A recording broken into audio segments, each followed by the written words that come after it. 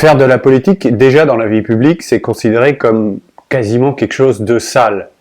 Alors imaginez dans l'entreprise, c'est encore pire.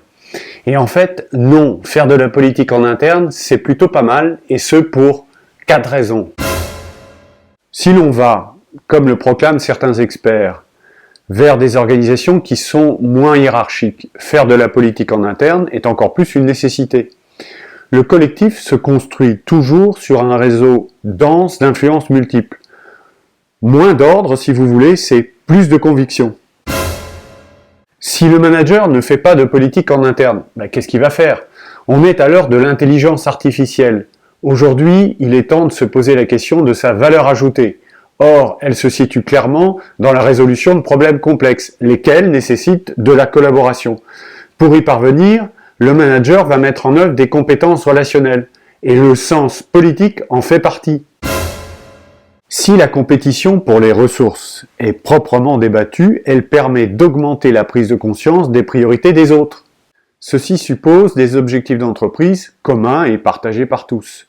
Ceci suppose encore une capacité des individus à être flexibles dans la négociation. Ce ne sont pas des combats destinés à vaincre à tout prix, ce sont des arguments destinés à convaincre pour le bien commun de l'entreprise.